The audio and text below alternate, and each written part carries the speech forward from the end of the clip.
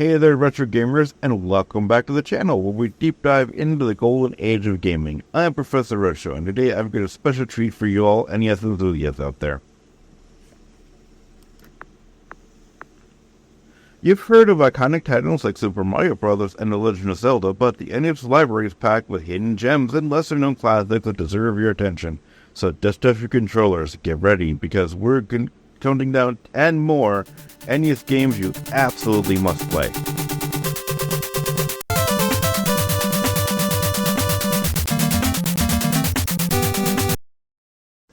Let's start out with an RPG that flew under the radar at one time, Crystalis. Released by SNK in 1990, Crystalis is set in a post-apocalyptic world where science and magic coexist. The game kicks off with the protagonist awakening from a cryogenic sleep, only to find that the world has drastically changed. Armed with nothing but a simple sword, you embark on a quest to prevent the evil Dragorian Empire from using powerful magic to take over the world. Crystalis stands out from other RPGs of its time due to the unique blend of action and role-playing elements. Instead of turn-based combat, the game features real-time battles, allowing for fast-paced action as you hack and slash your way through hordes of enemies. The game's arsenal includes 4 elemental swords: wind, fire, water, and earth, each with its own unique abilities and magic attacks. You can also upgrade these swords, making them even more powerful.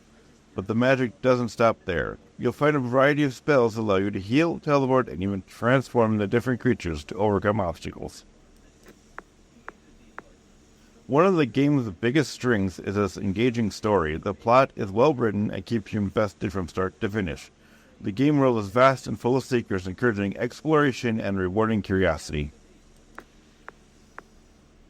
The graphics and music are so top-notch for the NES game.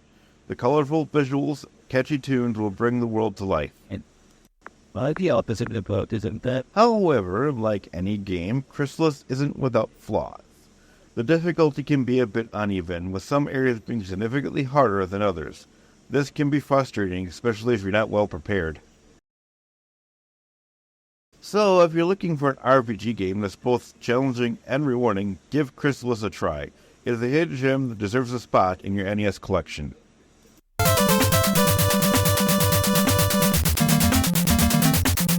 Flying in at number 9 is Kid Icarus. Developed by Nintendo and released in 1987, Kid Icarus follows the story of Pit, an angelic warrior tasked with rescuing the goddess Palatuna, or however you say that, and saving Angeland from the evil Medusa. Sounds pretty epic, right? Let's break down what makes this game a true hidden gem. Let's start out by talking about the gameplay. Kid Icarus is a unique blend of platforming and RPG elements. You start off with nothing but a bow and an arrow, and as you progress you collect hearts from defeated enemies to buy upgrades and items. The game is divided into 3 main stages: vertical platforming, horizontal scrolling, and dungeon crawling. The vertical stages are particularly challenging as you navigate upwards to enemies and obstacles, and there's no going back down once you've scrolled up. If you think Kid Icarus is easy, well, you thought wrong. This game doesn't hold your hand at all. Enemies come down from you all directions, and managing your health and resources is crucial. But that's part of the charm, right? The sense of accomplishment when you finally beat a tough level is unmatched. Then there are the dungeons, which add a Metroidvania-like exploration element to the game. You need to find keys, defeat many bosses, and eventually take down the boss to move on to the next stage. And speaking of bosses, each one is unique and requires different strategies to defeat. Back in the day, Kid Icarus didn't get as much attention as some of the other big NES titles like Super Mario Bros. Or The Legend of Zelda, but it did have a loyal fanbase and even got some coverage in Nintendo Power, which helped players with tips and strategies. So, if you're looking for a challenging and rewarding NES game that combines action, exploration, and a touch of Greek mythology, Kid Icarus is definitely worth checking out. It's a hidden gem that deserves more recognition.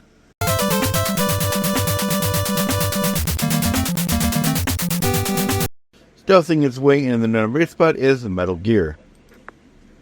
Released by Konami in 1988, Metal Gear for the NES was the first time many gamers were introduced to the stealth genre. But did you know this version is quite different from Hideo Kojima's original vision? Metal Gear actually started out its life on the MSX2, a computer system popular in Japan. The NES version we got in the West had significant changes. Today we'll explore those differences, the game's impact, and whether it holds up as a hidden gem.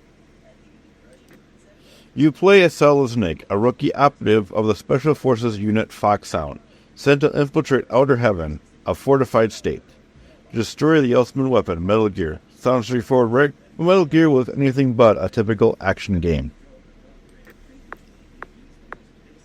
Unlike other action games at the time, Metal Gear emphasized stealth over brute force. Sneaking past guards, avoiding detection, and strategically using items were key to progressing. This was groundbreaking and set the stage for future stealth games. However, there are some differences between the MSX2 version and the NES version. For example, the NES version, while iconic, considerable changes from the original MSX2 release due to hardware limitations and rush development. Many features were altered or removed. For instance, the infamous jungle section at the beginning was added for the NES version. So, in the end, Metal Gear on the NES is a fascinating piece of gaming history. It may not be perfect, but its influence is undeniable. If you haven't played it, give it a try and experience the roots of stealth gaming. Credits roll.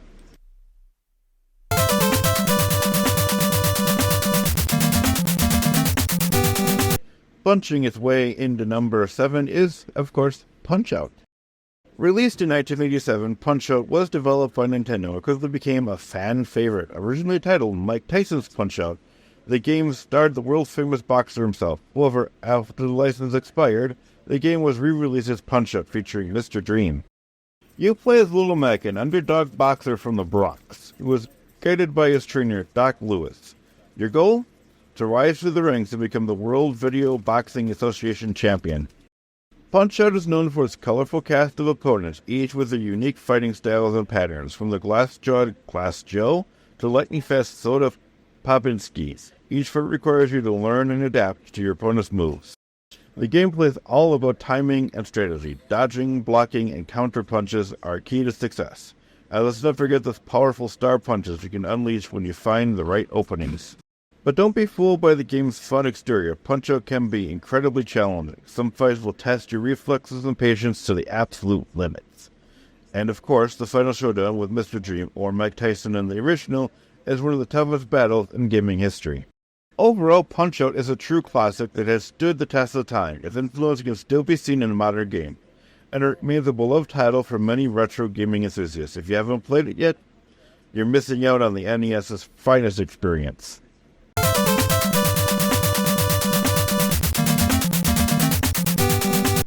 Driving its way into the number 6 spot is RC Pro-Am. Developed by Rare and released by Nintendo in 1988, RC Pro-Am put players in control of radio-controlled cars racing around various tracks. The top-down racer was one of the first games to incorporate vehicular combat, adding an exciting twist to the traditional racing formula. Rare, the developers behind RC Pro-Am, would later become famous for creating iconic games like Donkey Kong Country and GoldenEye 007.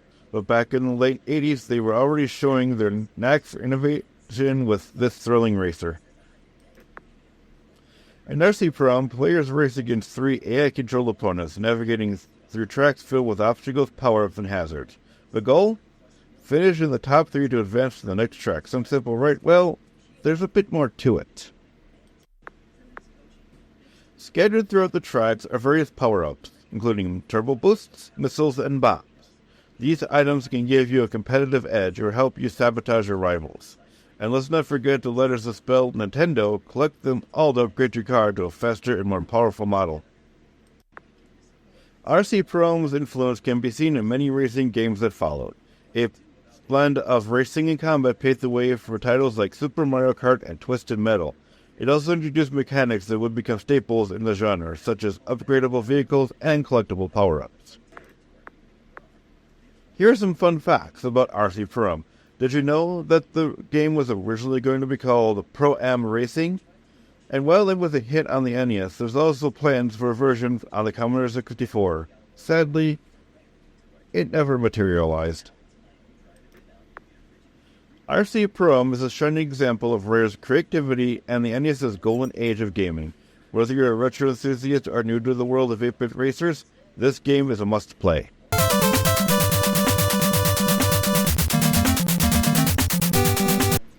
Battling its way to the number 5 spot is Rygar. Released in 1987, Rygar is an action-adventure game developed by Tecmo. The game combines platforming with RPG elements, creating a unique experience that sets it apart from other NES titles of the time.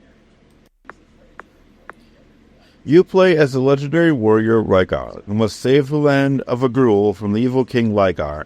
Armed with a disc armor, a deadly shield on a chain, Rygar must traverse treacherous landscapes, defeat formidable enemies, and restore peace to the land. The game of Rygar is a perfect blend of platforming and exploration. The disc armor is your primary weapon, and mastering its use is key to surviving the various enemies and bosses you'll encounter. The game also features RPG elements such as gaining experience points and collecting items that enhance Rygar's abilities. I said that it was a foundation. As you progress, you'll find items like the grappling hook and the wind pulley, which are essential for accessing new areas and overcoming obstacles. The game encourages exploration, rewarding players with power-ups and hidden secrets. Rygar's world is vast and diverse, with each area offering unique challenges and enemies. From the lush forests of Grand Mountains to the perilous heights of the Sky Castle, the game's level design keeps you engaged and on your toes. Rygar was actually well received upon its release, praised for its innovative gameplay and challenging difficulty. It remains a beloved title among retro gamers, and its influence can be seen in many action-adventure games that had followed. The game's legacy even led to a 2002 remake for the PlayStation titled Rygar: The Legendary Adventure, which brought the classic game to a whole new generation of gamers. Rygar is a testament to the creativity and innovation of the NES era. Its combination of platforming, exploration, and RPG elements make it a timeless classic. Sure.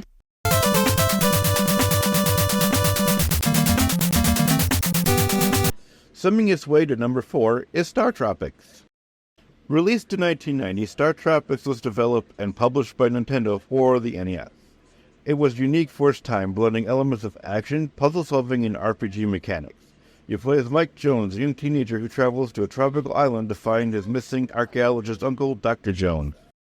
The game begins with Mike arriving at Sea Island, where he quickly learns that his uncle has been kidnapped. Armed with your yo-yo as your primary weapon, Mike sets off on a quest that takes him through various islands, caverns, and dungeons filled with enemies, puzzles, and secrets.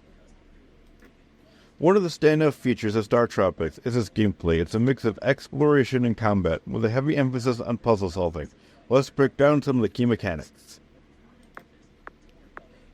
The game is divided into two main parts, the overworld and the dungeons. In the overworld, you talk to NPCs, gather clues, and find hidden items. Once you enter a dungeon, the game shifts to a more action-oriented style. You need quick reflexes to defeat enemies and sharp wits to solve puzzles. Combat is straightforward but challenging. Your main weapon is the yo-yo, but as you progress you'll find other weapons like bolas, a baseball bat, and even magic items. Each dungeon is packed with traps, switches, and hidden passages that require careful exploration and a keen eye for detail. Star Tropics also had some unique features that set it apart from other games of its time. One of the most memorable was the use of a physical letter included in the game. The game came with a letter from Dr. Jones to Mike, which included a secret code needed to progress at a certain point in the game. This added a layer of immersion and excitement as players had to interact with a real-world item. Visually, Star Tropics is a treat for the eye, especially considering the limitations of the NES hardware. The colorful and varied environments give each island a dungeon its own distinct feel. The soundtrack is another highlight. The catchy tunes and atmospheric tracks perfectly complement the game's settings and enhance the overall experience. Although Star Tropics wasn't as popular as some of the other Nintendo's games at the time, it has developed a loyal fanbase over the years. Its blend of action, puzzle solving, and storytelling has left a lasting impression on those who played it. In 1994, a sequel called Zoda's Revenge, Star Tropics 2, was released, continuing Mike's adventures. While it didn't quite reach the same level of acclaim, it's still a must-play for fans of the original. So, if you're looking for an unforgettable adventure on the NES, Tropics is definitely worth checking out. Its unique gameplay, engaging story, and charming presentation make it a standout title in the console's library.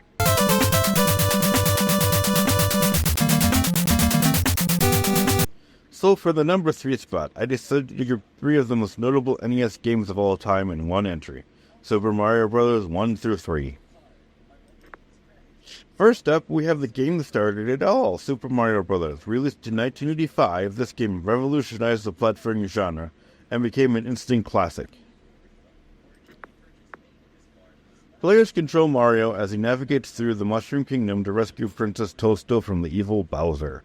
The game introduced us to iconic power-ups like the Super Mushroom, Fire Flower, and Starman, each providing unique abilities to our favorite plumber.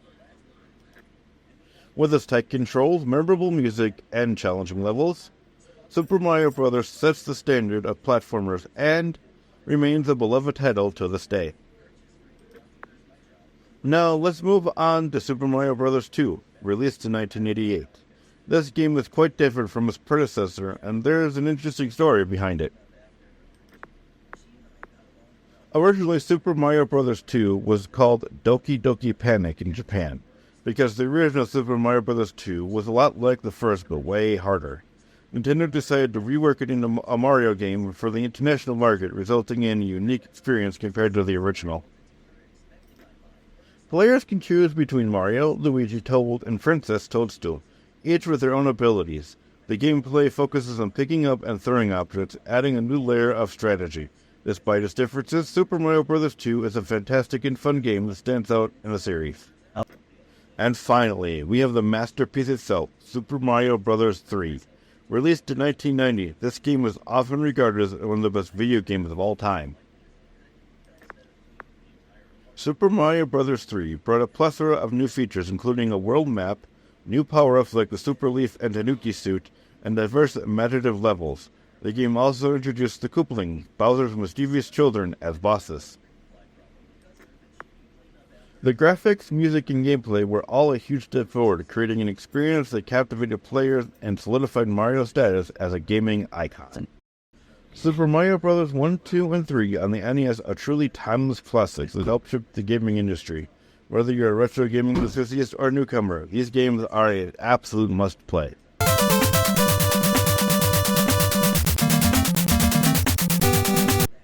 Shape-shifting its way to the number 2 spot is A Boy and His Blob. Released in 1989 by Absolute Entertainment and created by the legendary David Crane, A Boy and His Blob offers a heartwarming and challenging experience that's unlike any other game on the NES. You play as an unnamed boy who teams up with a friendly blob from the planet Bloblonia. The blob can transform into various objects and find different flavored jelly beans. Together they must navigate through a series of puzzles and platforming challenges to save Bloblonia from the evil emperor. The blob's transport missions are the key to success in this game. Each jelly bean flavor has a different effect. Licorice turns the blob into a ladder, apple into a jack, and tangerine into a trampoline, just to name a few. Figuring out which jelly beans to use in each situation is both fun and essential. The gameplay mechanics are where A Boy and His Blob truly shine. The creativity in using the blob's transformations to solve puzzles is incredibly rewarding. Need to cross a gap? Use the bridge jelly bean. Want to scare an enemy away? Try the ketchup flavored one to turn the blob into a jack. The possibilities are vast, and experimenting with different jelly beans is half the fun.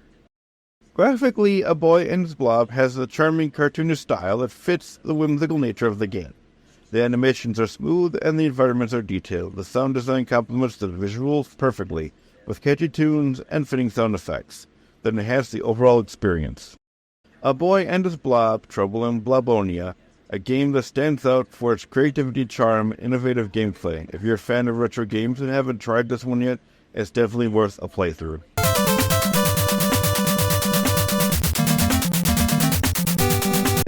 Finally, shooting its way to the number 1 spot is Contra. Released by Konami in 1987, Contra sets the standard for action-packed gameplay on the NES. Inspired by classic action movies like Rambo and Alien, this game is all about non-stop shooting, dodging, and surviving against waves of alien forces. The story of Contra follows two elite soldiers, Bill Reiser and Lance Bean, as they battle the nefarious Red Falcon organization. This game is set in the distant future of 2633 AD, on a mysterious island teeming with alien invaders and advanced weaponry. Contra's gameplay is renowned for its tight controls and challenging difficulty. Let's break down some of its core mechanics. First up, it is a run-and-gun action game. Players move through side-scrolling stages, shooting enemies and avoiding obstacles with precision and quick reflexes.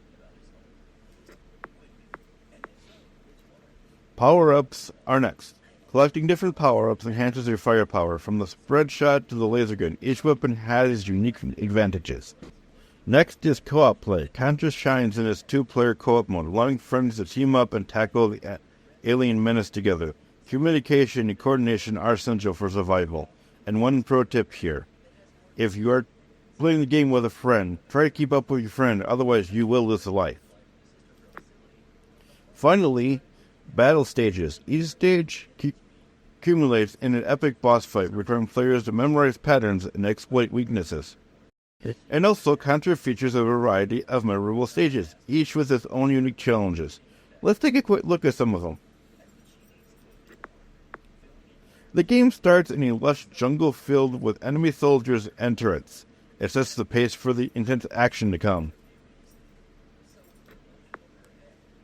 Base 1 is a shift to pseudo 3D perspective, where players must destroy wall-mounted targets while avoiding enemy fire. Followed by Snowfield, a visually striking level with slippery terrain and tough enemies, including the formidable Arctic Eagle boss. Contra's impact on the gaming world is undeniable. It spawned numerous sequels, inspired countless run-and-gun titles. The Konami code made famous by Contra has become a cultural touchstone for gamers everywhere. Who can forget the iconic cheat, up, up, down, down, left, right, BA start. Now, before we wrap up this entry and finish off this video, here are a few tips to help you conquer Contra. Learn enemy patterns. Take the time to memorize enemy placements and attack patterns to anticipate their moves. Next, utilize the power-ups. Always go for the power-up. The spread shot is particularly useful when covering wide areas and dealing with the groups of enemies all at once. Next, stay immobile. Keep moving to avoid getting hit. Standing still is a surefire way to lose a life in this game. And finally, co-op strategy. In co-op mode, communicate with your partners. Divide roles. One player can focus on the ground enemies while the other targets aerial threats. Contra remains a beloved classic for a reason. Its intense action, memorable levels, and a cooperative gameplay make it a must-play for any retro gaming enthusiast. So there you have it.